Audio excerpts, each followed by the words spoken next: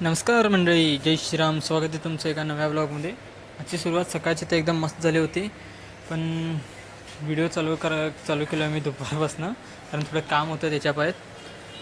आणि थोडंसं रिलॅक्स करायचं म्हटलं टाईम म्हटलं घड्याळात वाजले होते 3. म्हटलं बाबा जेवणांचा पार्टनर गेला, जेवण आणायला गेलं तर जेवण आलं तर मस्त डाळ भात आली होती, मस्त दाट होती.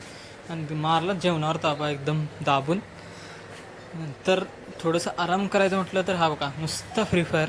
ह्याला काय नाहीच, जरा टाईम भेटला की नुसता फ्री फायर खेळायचं.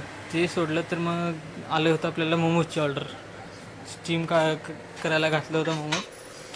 आणि तेवढ्याच जरासं बाहेर जायचं म्हटलं असंच, तेवढ्यात एक आली ऑर्डर गार्लिक ब्रेडची. गार्लिक नंतर गार्लिक म्हणजे आपल्या ह्याच्यात लसूण म्हणतात, आपल्या भाषेत मराठीत. लसूण घेतलं असं मशीनमध्ये घालून कापायचं असतं, एकदम बारीक बारीक. ते काय होत नाही.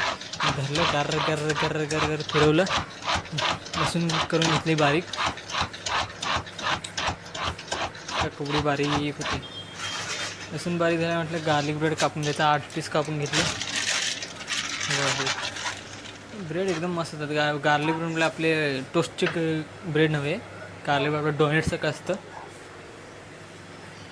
बरोबर 10 mm आसपास एवढ्या साईजचं कापून घ्यायचं असतं. 8 पीस मी कापून घेतले. कापून घ्यायचं, त्याच्यावर बटर लावायचं, ते लसूण आणि ते चीज घ्यायचं आणि त्याच्यात घालायचं आणि ते ओव्हनमध्ये टाकायचं. झालं आपला गार्लिक ब्रेड. ते भाजलं की संपलं, पार्सल करायचं. हे सगळं होतं पार्सल.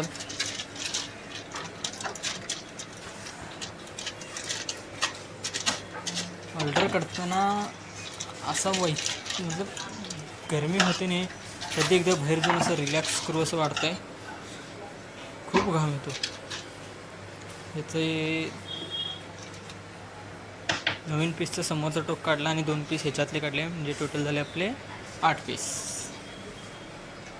आता 8 पीसना बटर लावून हे करायचं.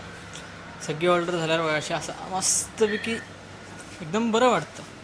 तर आजच्या ब्लॉगमध्ये एवढंच. भेटूया आपण पुढच्या ब्लॉगमध्ये. तर शनिवार रविवारचा ब्लॉग थोडा रात्री 10 नंतर येईल, सुमारे 12-1 वाजता, कारण गर्दी खूप असते. नया ग्लाइकोलिक ग्लॉस भेटूया आपण पुढच्या ब्लॉगमध्ये. ग्लाइकोलिक एसिड के साथ